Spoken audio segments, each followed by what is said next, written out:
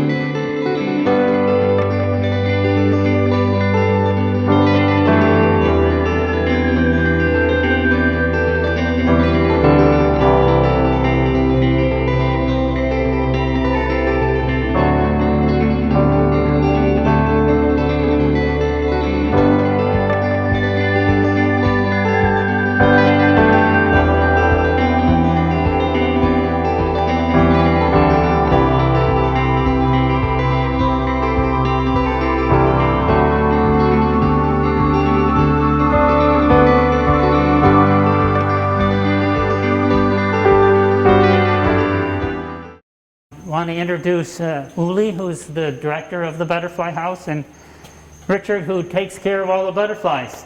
He's the butterfly guru. So we're going to go through some individual species and talk about them and talk about a bunch of other things about butterflies. Welcome to the Butterfly House here at the Museum of Life and Science. I'm glad to tell you a little bit about the facility that has been here since 1999. Down in the heart of Durham, part of the museum that is here since 1946. So we're celebrating our 75th anniversary this year. This building was built on a wooded area in 99, cost about $10 million back then. So it's one of the largest on the East Coast of this type of exhibit. We have about 5,000 square foot of glass conservatory that you just walk through. And inside, we usually try to have about 800 to 1,000 butterflies flying that we get from farms in foreign countries. I have 5 people that help me with the care of this facility. You have met Richard. We have also 2 horticulturists that take care of these beautiful plants that you see around here that you kind of immerse yourself when you walk through here, and that are kind of the backstage for our butterflies that do not use them to lay eggs, but to rest and to feed to some degree. A lot of these plants are some that you may have in your house and home as a house plant. A lot of them have flowers that our butterflies can actually utilize, the nectar as well as some of the pollen. And then we have, which I forgot, or John may have mentioned, we have only tropical species which often also feed on fruit juices, on rotting fruit in the ground. So we're trying to provide this nice environment for them, but of course we also provide it for you as a guest, keeping it at 80 degrees temperature, as well as 80 degrees humidity, which might cause a little bit of a problem with your lenses, be it the phones, the cameras, or your glasses. It's always nice and warm in here in the winter. It's always great and cool in the summer when it's 90 outside. You're doing great. The entire facility works, of course, on an enormous amount of energy to keep it cooled and heated. Shouldn't avoid saying that. We do spend quite a bit of resources to create this semi-natural habitat. A lot of the biggest cost, however, a lot of the money that we need to raise, be it through your entry tickets or donations, go into our butterflies. And we're standing right next to our chrysalis window here that you have seen John, or will see John, helping us with on a normal day on Thursdays. John is one of our volunteers. Before we had to shut down, we had about 25 of our volunteers that would always be in here trying to help our guests, answer questions, be nice to them, and generally just make sure everything goes well. John is a special case. Dr. Willard has been with us since the opening of the Butterfly House and has been here mostly in a role to hang all these butterflies up that we get, as I said, from butterfly farms.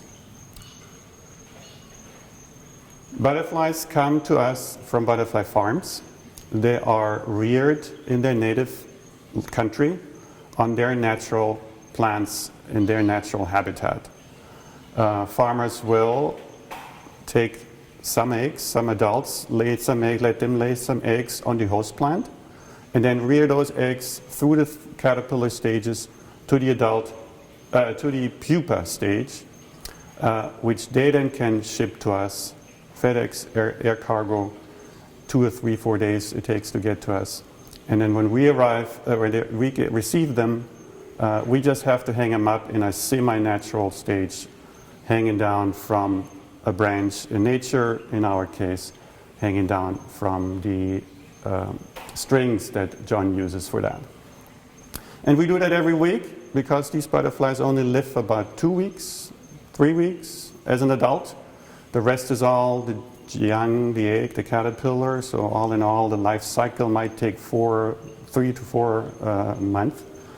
Unlike ours, butterflies here in the winter that might go longer in one or the other stages. Okay, so today we got a shipment of chrysalises from Costa Rica, and these big green ones that I'm posting right now, it's called posting, we're gluing it onto this cording or string, and then the strings will be hung up on these cork boards and waiting for the butterflies to emerge from the chrysalis. So the blue morpho is one of the prettiest butterflies that we have. They come from pretty much everywhere in Central America. We get them from several different butterfly farms. Silicone sealer as a glue to glue the chrysalises onto the string. The main reason is that it doesn't dry too fast. So these are orange barred sulfur butterfly chrysalises. You can see they're a very different shape than the blue morpho ones. Also green, but a lighter green. Sulfur butterflies tend to be yellow or white, depending upon the species. And as you can see, I just place these into the glue, and we're putting them on with the abdomen up and the head down, which is the way that they would be attached to a leaf or a twig in nature.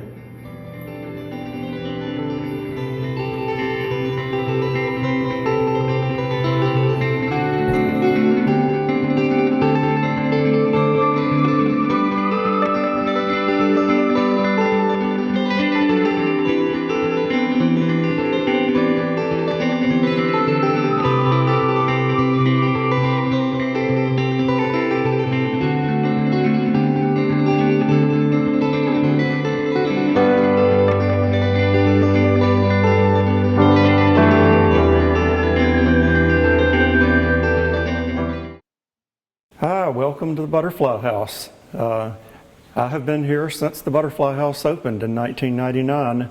I have pictures of this place with no plants in it, so I saw it almost literally from the ground up, and I'm going to tell you a little bit about butterflies from the ground up. Butterflies are members of the order Lepidoptera, which includes butterflies and moths, which we have both of here. In turn, they're a member of the phylum Arthropoda, which are things also other insect orders, spiders, scorpions, all things like that with an exoskeleton and jointed appendages, which you may have learned about sometime in the past. So that's how they fit into the animal kingdom.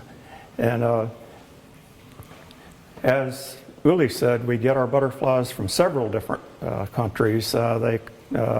We get lots from the Philippines and Malaysia. We get some from Suriname in South America. We get a few from Africa, and we get some from Costa Rica and Ecuador. So lots of people ask us, what's the difference between a butterfly and a moth? Good question. As I just said, butterflies and moths are members of the same order of insects, which means there are a lot of similarities to them.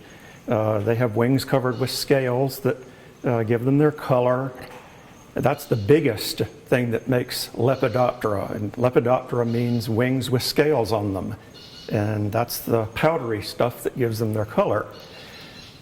But there are some differences. The vast majority of moths fly at night. Butterflies fly during the daytime. There are exceptions. There are a few moths that fly during the daytime, but virtually all butterflies have to have sunlight to get them going. They fly in the daytime. Moths tend to have rather thick, fuzzy bodies.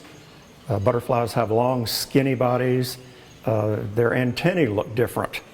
Butterflies have kind of a long, slender antenna with a club at the tip.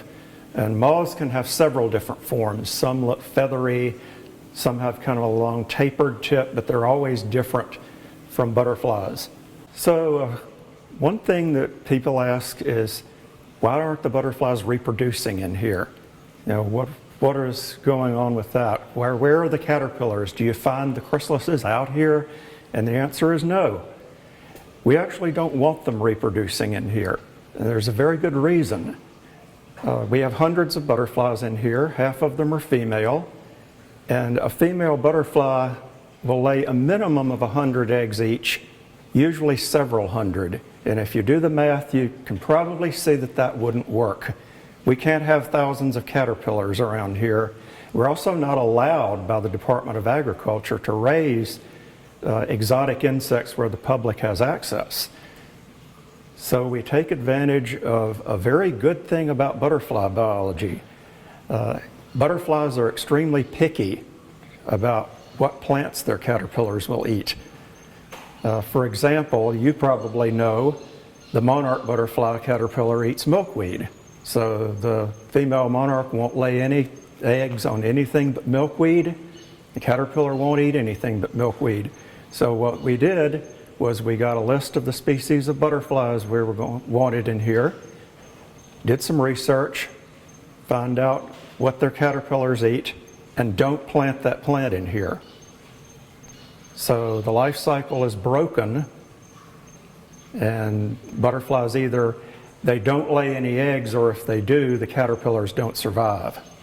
All right, we have some representative species of butterflies and moths and their pupae and chrysalises to show you. So first, I'm going to start with a really spectacular one, this big one in the center. And this is an atlas moth that comes from Southeast Asia. And these we treat a little bit differently. There are a couple of other differences between moths and butterflies that I didn't quite get to. One is that many moth species are not picky about what their caterpillars will eat, and they will lay eggs on a wide range of plants. And that's true of the atlas moths. So we don't bring any female atlas moths out here. We might bring a few males. What we do is we set them on the boards so that people can just see them from behind the glass and not disturb them while they're sleeping in the daytime. So that works out really well. And another difference that I forgot to mention is the fact that moths don't come out of a chrysalis. So what happens is when a butterfly caterpillar is ready to make a chrysalis, it sheds its skin, and the skin of the new chrysalis is right there inside, and that's it. A moth caterpillar does something before it does that. It spins a silk cocoon around itself. So here's an example of an atlas moth cocoon. It's made out of silk. This is a rather small one. Some of them get so big that the Southeast Asians use them for change purses. They can get bigger than a hen's egg. But that's true of most moths, not all moths. But most moth caterpillars spin a cocoon and then turn into a pupa inside of that. One other thing about atlas moths that's kind of interesting, this is not true of all moths, but it is true of some. They have no working mouth parts as adults. They can't eat or drink. They have to live off the food and water that they stored as a caterpillar, and they don't live more than a week or so. They live long enough to mate and lay eggs, and that's it. Now, in addition to the atlas moth, we have a couple of relatives of the atlas moth. The moths we get are all in the family of giant silk moths, Saturnidae. And we get those because they're really big and really pretty, unlike most moths. There are actually 10 species of moth for every butterfly species, but you just don't notice them. Most of them are flying at night, and most of them are small and they're not colorful. But these are really big. Here's one, the Luna moth. We don't get these because they're native here. Sometimes people will bring us a few caterpillars of the Luna moth and we'll raise a few and show them. But this is one that you can find outside in the spring, summer, and fall here. Some of you may have seen one at the light sometime. And there are some other moths in this family that are native as well. Here's an African emperor moth. This one's a little different because its caterpillars don't spin a cocoon. They burrow into the ground and pupate. And the moth is able to crawl back up when the pupa is done and find a place to hang its wings. Some of our native moths do that too. This one's an African relative of the Luna moth called the African moon moth. Here's an American silk moth from Costa Rica. Here is a sphinx moth or hawk moth. And if you wonder what those worms on your tomato and tobacco plants turn into, that's what they turn into. Now this moth is kind of cool because it does feed. It feeds on flower nectar like butterflies, and it has a proboscis as long as its body, and it hovers in front of the flower and feeds on it like a hummingbird. And some of you may have seen those. Sometimes they'll fly in the daytime and you'll see them at your flowers. Here we have some examples of chrysalises and cocoons, or actually empty chrysalis shells and empty cocoons. These butterflies and moths have obviously already come out, and we save the empty shells sometimes. Here are some cocoons. There's the atlas moth. There's a bigger atlas moth. This is the little American silk moth that I showed you from Costa Rica. This is the African moon moth. So chrysalises, we have the owl butterfly, which I'll show you in a minute.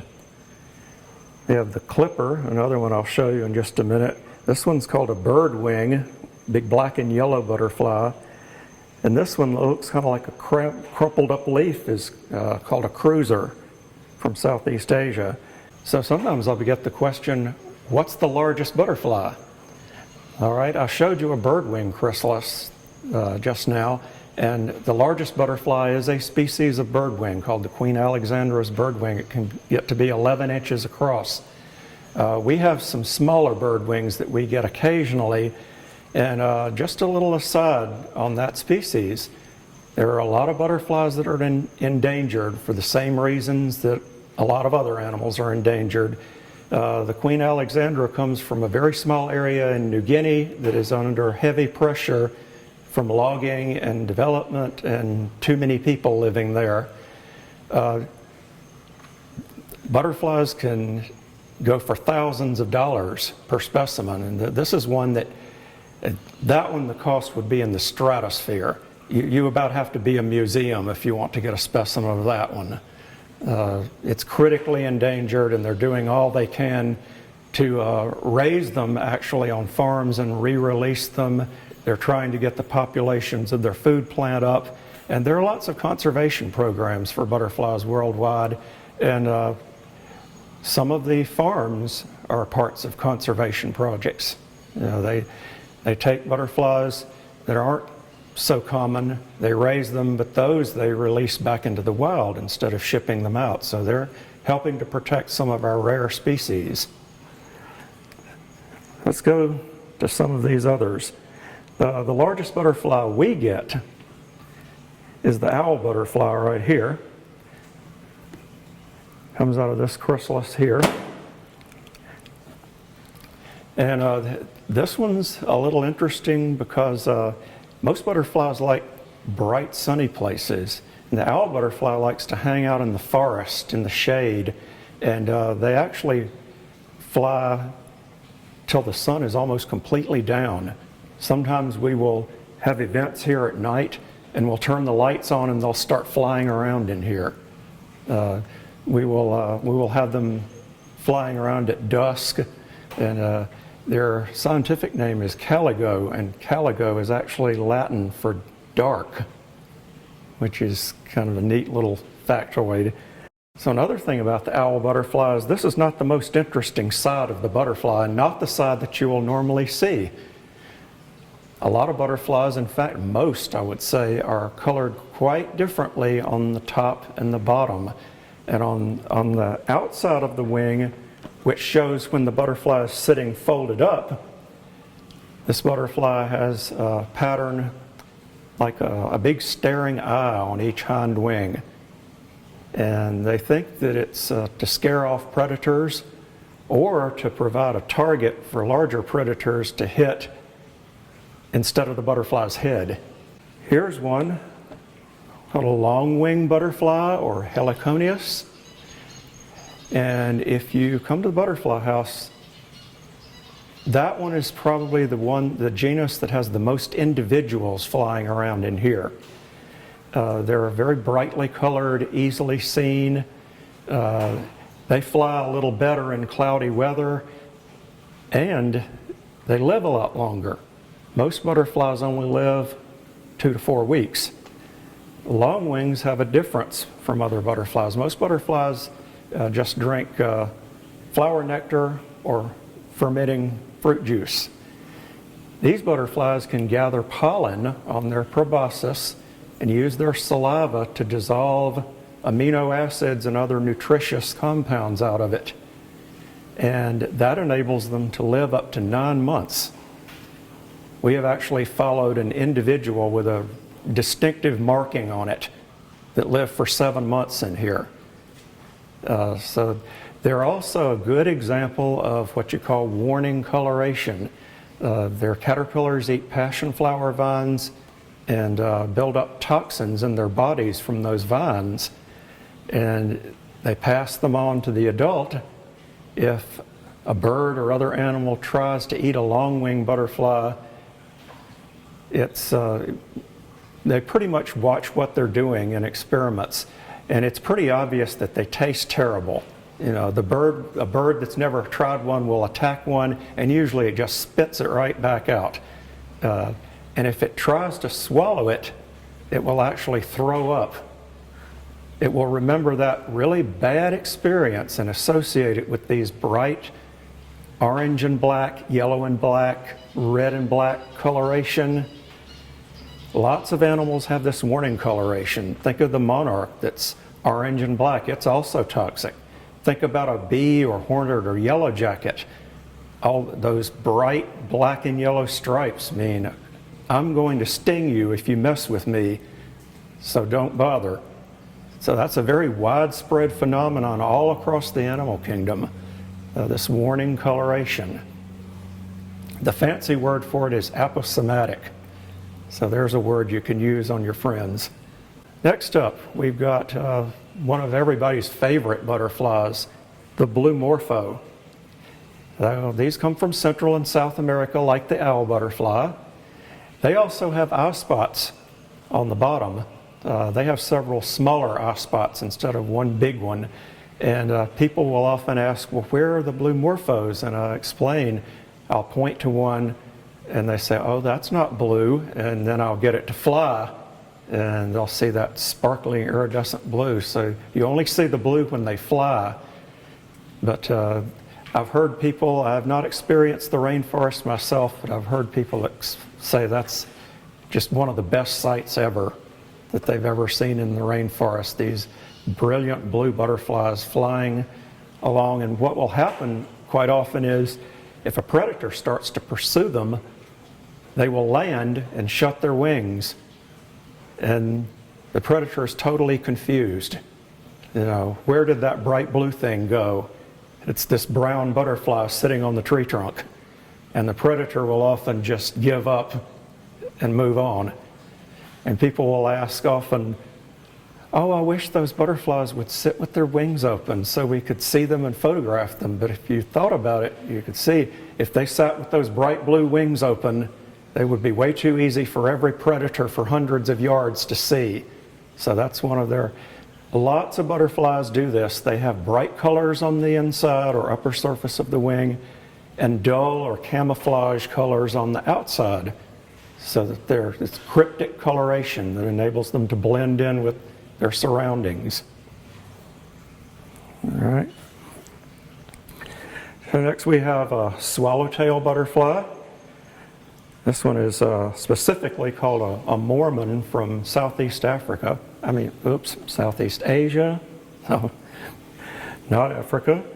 But there are swallowtail butterflies on almost every continent. We have lots of native swallowtails ourselves, and one of the things that distinguishes them is that many, but not all, have this little tail-like appendage at the end of the hind wing. They think they're little stabilizers. You know, for when they fly, they help the butterfly kind of stay stable and balanced. And swallowtails cover a wide range of different host plants. You might be familiar with the black swallowtail that eats fennel and carrot and parsley and dill, things like that. That's a common species we have here. Our state butterfly is a swallowtail, the eastern tiger swallowtail, big yellow butterfly with vertical black stripes. So here's another one. This is an Asian immigrant, which is in the family called the sulfur butterflies. If you see white or yellow butterflies about this size out there, they're a variety of sulfur. We have butterflies like the white cabbage white, the cloudless sulfur, which looks similar to this, but it's a bright, clear yellow. We have the clipper down here, which is also a Southeast Asian butterfly. It's a member of a family called the brush-footed butterflies. And here's another good point that people ask. They'll look at a butterfly real closely and they'll say, why does that only have 4 legs? I thought insects had 6. Some butterflies only use 4 legs for walking. And they're a family called the brush-footed butterflies. The very front pair of legs are very small and have little hairs on them, and they use them for brushes to clean their face. They don't walk on them. And some of them also produce pheromones or sex attractants from those brushes that they use to attract the opposite sex. Okay, enough about dead butterflies. Let's look at some living ones. These are some butterflies that just came out today from chrysalises that we got last week, most of them from Costa Rica. I think I have a couple from the Philippines as well.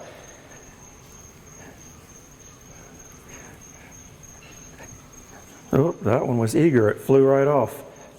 That one was a red Mormon swallowtail from the Philippines.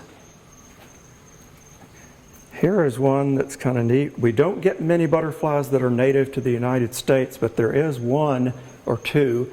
That was a Gulf fritillary, which is native from southern United States all the way through Central and South America.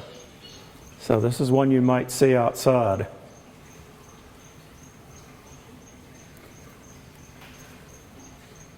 We have a bamboo page.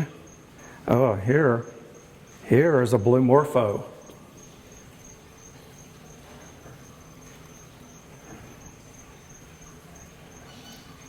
Now you'll see I talked about the eye spots on the bottom, and then you can see the difference between the inside and outside. We've got an orange-barred sulfur. This one also gets up into Florida. If you go to southern Florida, you might see this one. We have a very similar one that's more yellow called a cloudless sulfur that's common here.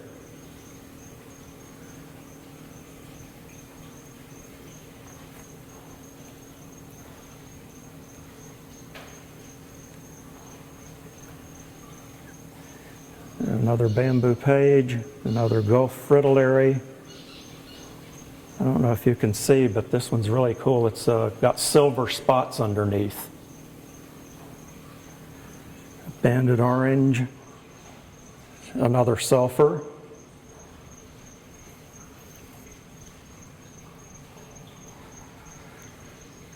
This one's a malachite.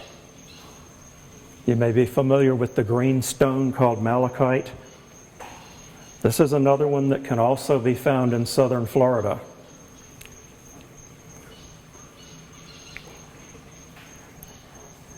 This one's called a cracker, also called a calico butterfly. The males make crackling sounds when they fly. They have a little structure on their wings that makes a crackling sound. And you can see how well camouflaged that would be if it was sitting on the trunk of a tree. You could barely see it.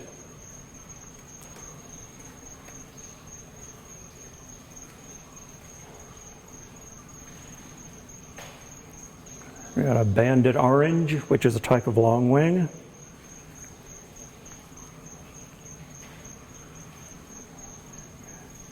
Another sulfur. This one's called a ghost sulfur. And look at that, it looks just like a leaf.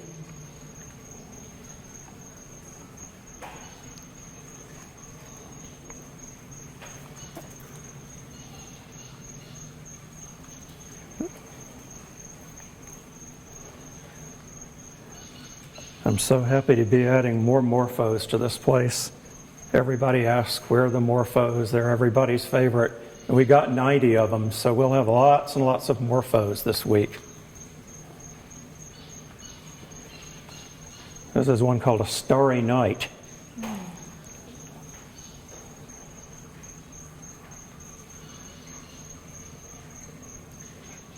Another malachite.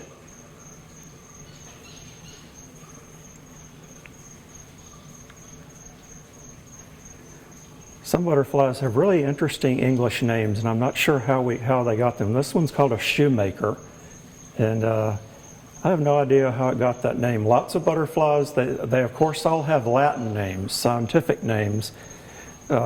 Most of them have English common names, and of course, I'm sure if I went down to Costa Rica, they would probably tell me the Spanish common name. You know, most butterflies have a common name in the language of the country where they're native.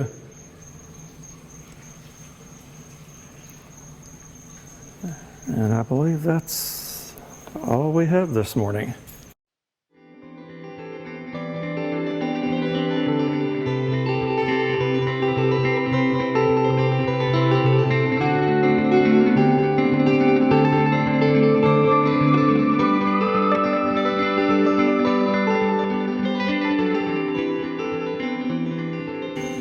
We hope you enjoyed your visit to the Butterfly House here at the Museum of Life and Science. I want to thank Uli and Richard for the excellent presentations that they've made. Lots of wonderful information. And when you please come and visit, it's a wonderful place. Just the plants themselves are wonderful. You walk in here and you are in a tropical jungle basically. It's really wonderful. And then the butterflies just add to it. Lots of color and lots of diversity. So do that, and if you're interested too to volunteer, there's lots of opportunities not only in the Butterfly House, but in the whole Museum of Life and Science.